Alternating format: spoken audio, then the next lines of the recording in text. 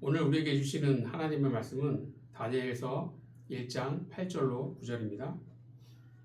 다니엘은 뜻을 정하여 왕의 음식과 그가 마시는 포도주로 자기를 더럽히지 아니하리라 하고 자기를 더럽히지 아니하도록 환관장에게 구하니 하나님이 다니엘로 하여금 환관장에게 은혜와 긍휼을 얻게 하신지라. 아멘. 오늘은 마음 먹은 것을 끝까지 밀고 나가라. 마음 먹은 것을 끝까지 밀고 나가라 라는 제목으로 말씀을 증거하도록 하겠습니다.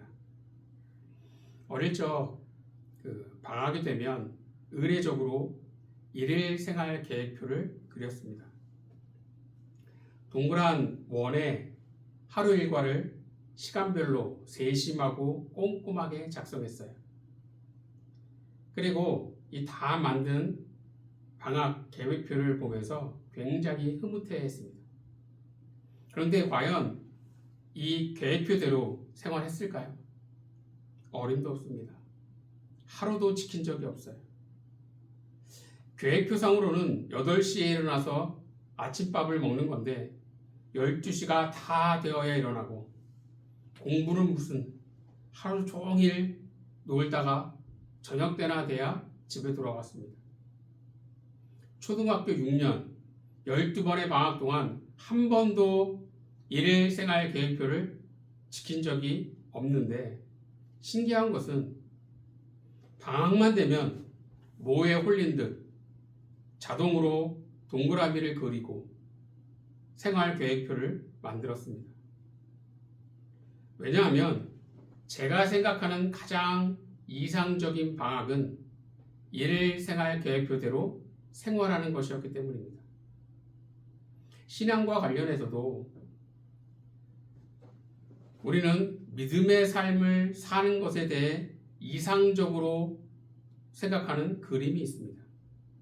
그 그림대로 살아가면 아주 믿음 좋은 그런 그리스도인이 된다고 생각을 하죠. 그러나 문제는 이상과 현실은 너무나 다르다라는 겁니다. 마태복음 26절에 보면 예수님은 베드로에게 오늘 너가 닭이 울기 전에 나를 부인할 거야 라고 말씀하셨어요. 이에 베드로는 이렇게 말했습니다. 마태복음 26장 35절을 보겠습니다. 베드로가 이르되 내가 주와 함께 죽을지언정 주를 부인하지 않겠나이다 하고 모든 제자도 그와 같이 말하니라. 아멘. 베드로는 죽을지언정 주를 부인하지 않겠나이다 라고 단호하게 말했습니다. 이것은 베드로를 비롯한 모든 제자들의 고백이기도 했어요. 이것은 제자로서의 가장 이상적인 대답이고 제자가 가져야 할 최선의 모습이기도 합니다. 그러나 베드로는 예수님을 3번이나 부인했고 다른 제자들은 도망쳤습니다.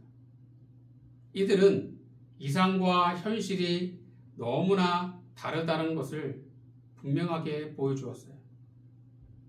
우리도 이상과 현실이 다르다는 것쯤은 압니다. 그럼에도 우리는 이상적인 그리스도인이 되겠다고 마음먹을 때가 있다는 거죠. 사람들이 흔히 쓰는 말 중에 마음 먹다라는 말이 있습니다. 마음 먹다라는 말은 마음 플러스 먹다라고 할 수 있습니다. 앞에 음식이 있어요. 그럼 둘 중에 하나입니다. 먹든지 안 먹든지. 이때 음식을 먹으면 그것으로 끝입니다. 돌이킬 수 없어요. 먹었는데 이건 안 먹은 거야 라고 할 수 없습니다. 먹으면 끝이고 돌이킬 수 없어요. 그래서 마음 먹다라는 것은 돌이킬 수 없다라는 것이고 하기로 한 것은 꼭 하겠다라는 겁니다. 그런데 마음 먹는다고 마음 먹은 것을 끝까지 밀고 나가는 것은 아니다라는 거지요. 음식을 먹는데 2숟가락 정도 먹고는 안 먹을 수 있어요. 이렇게 마음 먹은 것을 끝까지 밀고 나가지 못하고 중간에 포기하는 경우가 너무나 많습니다. 그리스도인치고 제대로 된 믿음의 삶을 살아야지 라고 한 번쯤 마음 먹지 않은 사람은 없을 겁니다. 그런데 문제는 마음 먹은 것이 끝까지 가지 못한다라는 데 있다라는 거죠. 앞서 본 마태복음 26장 35절에서 베드로는 죽을지언정 주를 부인하지 않겠나이다 라며 이상적인 제자로서의 모습을 보이기로 마음먹었습니다. 그러나 마음먹은 것을 끝까지 밀고 나가지 못하고 중간에 포기했어요. 이런 모습이 베드로에게만 해당되는 걸까요? 아닙니다. 우리에게도 이런 베드로의 모습이 있다라는 거예요. 그럼 우리가 제대로 된 믿음의 삶을 살겠다고 마음 먹은 것을 끝까지 밀고 나가려면 어떻게 해야 할까요? 첫째로 하나님의 은혜에 힘입어야 합니다. 앞서 사람들이 종종 쓰는 말 중에 마음 먹다 라는 말이 있다고 말씀드렸는데 그 외에도 힘입다 라는 말을 사람들은 종종 사용합니다. 격려에 힘입어, 도와주심에 힘입어 라는 말을 하곤 하죠. 힘입다 라는 말은 힘 플러스 입다 라고 할 수 있는데 힘이 마치 갑옷이라도 되는 듯 입는다라는 겁니다. 갑옷을 입으면 얼마나 든든합니까? 그래서 힘있다라는 것은 용기를 낼 수 있고 도전할 수 있고 부딪혀보는 에너지를 얻는다는 뜻입니다. 우리가 제대로 된 믿음의 삶을 살아가려면 하나님의 은혜에 힘입어야 한다는 거예요. 그래야 그 마음먹음을 끝까지 밀고 나갈 수 있는 것입니다. 마태복음 19장에 보면 한 부자 청년이 예수님을 찾아와 어떻게 하면 영생을 얻을 수 있느냐고 묻습니다. 이에 예수님은 소유한 것을 팔아 가난한 사람들에게 나누어 주고 나를 따르라 그렇게 말씀하셨어요. 이에 청년은 이렇게 반응했습니다. 마태복음 19장 22절을 보겠습니다. 그 청년이 재물이 많음으로 이 말씀을 듣고 근심하며 가니라. 부자 청년은 근심하며 가버렸습니다. 분명 그는 영생을 얻겠다고 마음먹고 예수님을 찾아왔어요. 그러나 그가 마음먹은 것을 끝까지 밀고 나가지 못한 것은 주님의 은혜에 힘입지 못했기 때문입니다. 주님의 은혜에 힘입지 못하니까 재물에 대한 욕심과 집착을 이겨내지 못하고 마음먹은 것을 중간에 포기하고 말았다는 거예요. 오늘 본문 8절을 함께 봅니다.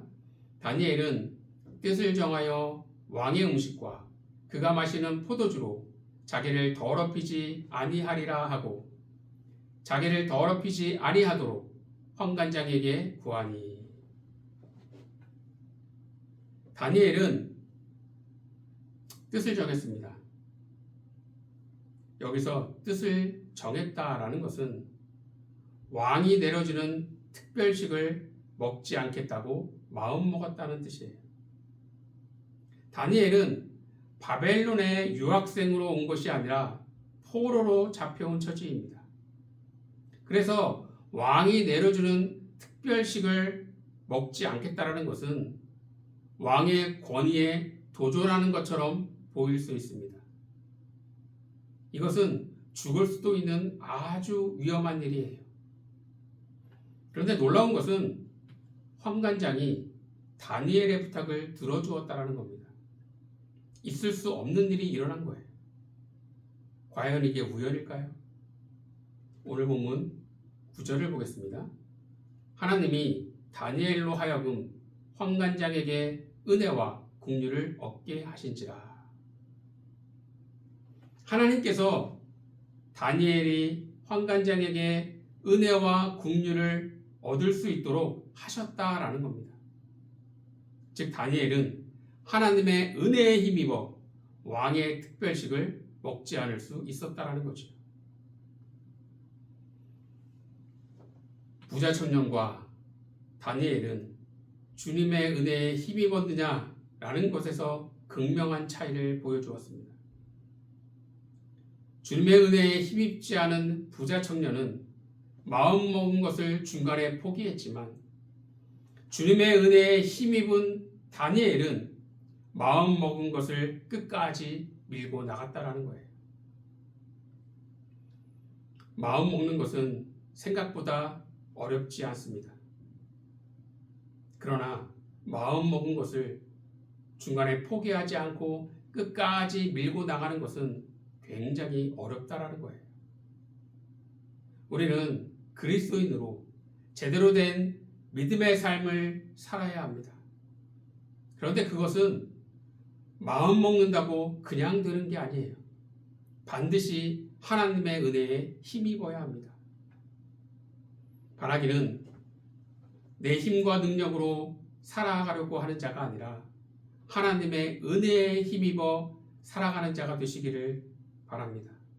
그래서 늘 하나님의 은혜를 사모하고 기도하는 가운데 제대로 된 믿음의 삶을 살아가는 여러분이 되기를 간절히 축원합니다. 두 번째로 마음 먹은 것을 끝까지 밀고 나가려면 염려를 기도로 대체해야 합니다. 2019년 일본과 무역 분쟁이 일어나면서 우리나라에 일본 상품 불매 운동이 크게 일어났어요. 이때 일본 제품을 대체할 수 있는 우리나라 제품은 어떤 것이 있는지 빠르게 퍼져나갔습니다.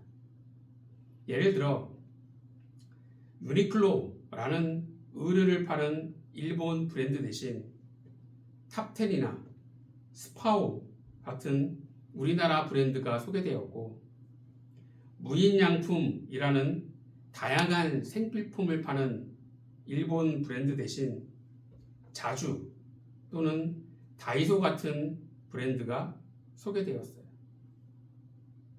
일본 제품을 대체할 수 있는 질 좋고 값싼 국산 제품들이 있으니 국산 제품을 이용하자는 움직임이 활발했습니다. 그런데 대체한다는 것은 어떤 상품에만 해당되는 게 아니에요. 내 안에 있는 염려도 다른 것으로 대체할 수 있고 대체해야만 합니다. 마태복음 6장 25절을 보겠습니다. 그러므로 내가 너희에게 이르노니 목숨을 위하여 무엇을 먹을까, 무엇을 마실까, 몸을 위하여 무엇을 입을까 염려하지 말라. 목숨이 음식보다 중하지 아니하며 몸이 의복보다 중하지 아니하냐. 사람들이 주로 염려하는 것이 무엇일까요? 무엇을 염려하든 결국은 무엇을 먹을까, 마실까, 입을까 하는 것들과 연관되어 있다는 겁니다. 사람들이 성공하고 싶어하고 부자가 되고 싶어합니다. 그래서 실패하면 어떡하지? 가난하게 되면 어떻게 하지? 라는 염려가 마음의 큰 부분을 차지하고 있다는 거예요. 그럼 왜 성공하고 왜 부자가 되고 싶을까요? 여러 이유가 있겠지만 결국은 잘 먹고 잘 마시고 잘 입고 싶은 마음 때문입니다. 그런데 예수님은 무엇을 먹을까, 마실까, 입을까를 위하여 염려하지 말라고 하셨습니다. 그런데 문제는 염려하지 말아야지 하는데도 염려가 스물스물 올라온다는 거예요. 염려는 잡초와 같아서 다 뽑은 것 같은데 또 올라오고 다시 뽑으면 또 올라옵니다. 세상 누구도 염려하고 싶은 사람은 없지만 나도 모르게 그렇게 되는 거예요. 그래서 염려를 다른 것으로 대체해야 합니다. 그럼 무엇으로 염려를 대체할까요? 기도라는 겁니다. 하나님은 염려를 사라지게 하지 않습니다. 대신 염려를 하나님께 맡기는 법을 배우게 하십니다. 그것이 바로 기도라는 거예요. 주님은 염려를 기도로 대체하라고 하십니다. 그래서 사도 바울은 이렇게 말했어요. 빌립보서 4장 6절을 보겠습니다. 아무것도 염려하지 말고 다만 모든 일에 기도와 간구로 너희 구할 것을 감사함으로 하나님께 아뢰라. 사도 바울은 염려하지 말고 기도하라는 겁니다. 즉 염려를 기도로 대체하라는 거예요. 베드로는 이렇게 말했습니다. 베드로전서 5장 7절을 보겠습니다. 너희 염려를 다 주께 맡기라. 이는 그가 너희를 돌보심이라. 베드로는 염려를 주께 맡기라고 하는데 주께 맡긴다는 것은 기도하라는 것이고 이것은 곧 염려를 기도로 대체하라는 것입니다. 염려는 믿음의 삶을 살겠다고 마음먹은 것을 끝까지 밀고 나가지 못하도록 나를 주저앉힌다라는 거예요. 그러나 기도는 염려가 내 안에서 힘을 발휘하지 못하도록 합니다. 그래서 염려를 기도로 대체하면 믿음의 삶을 살겠다고 마음먹은 것을 끝까지 밀고 나갈 수 있게 되는 거예요. 오늘 본문 8절을 다시 한번 보겠습니다. 다니엘은 뜻을 정하여 왕의 음식과 그가 마시는 포도주로 자기를 더럽히지 아니하리라 하고 자기를 더럽히지 아니하도록 환관장에게 구하니. 왕이 내려주는 특식을 먹지 않겠다라는 것은 자신의 생명을 거는 행위입니다. 보통 사람 같으면 말은 안 먹겠다고 했지만 속으로는 걱정, 근심, 염려가 몰려왔을 거예요. 그러나 다니엘은 염려하지 않았습니다. 왜냐하면 염려가 힘을 발휘하지 못하도록 염려를 기도로 대체했기 때문입니다. 훗날 다니엘은 사자굴에 들어갈 수 있음을 알고도 마음먹은 대로 기도를 밀고 나갔다라는 거예요. 염려를 기도로 대체했기 때문에 가능했던 일입니다. 믿음의 삶을 살겠다고 마음먹은 것은 그다지 어렵지 않아요. 그러나 중간에 포기하지 않고 끝까지 마음먹은 것을 밀고 나가는 것은 정말 어려운 일입니다. 그래서 두 가지를 기억해야 한다는 거예요. 첫째는 하나님의 은혜에 힘입어야 하고 둘째는 염려를 기도로 대체해야 합니다. 바라기는 이 두 가지를 잊지 않는 가운데 제대로 된 믿음의 삶을 살겠다고 마음먹은 것을 끝까지 밀고 나가는 저와 여러분이 되기를 간절히 축원합니다. 기도하겠습니다. 하나님, 저희들 제대로 된 믿음의 삶을 살겠다고 마음먹지만 끝까지 가지 못하고 늘 중간에 포기하고 무너지고 깨지는 그러한 연약함이 있음을 고백합니다. 주님, 하나님 은혜에 힘입고 염려를 기도로 대체하는 가운데 저희들 제대로 된 믿음의 삶을 살겠다고 마음먹은 것 끝까지 밀고 나가는 제대로 된 믿음의 백성 될 수 있도록 저희들을 붙잡아 주시옵소서.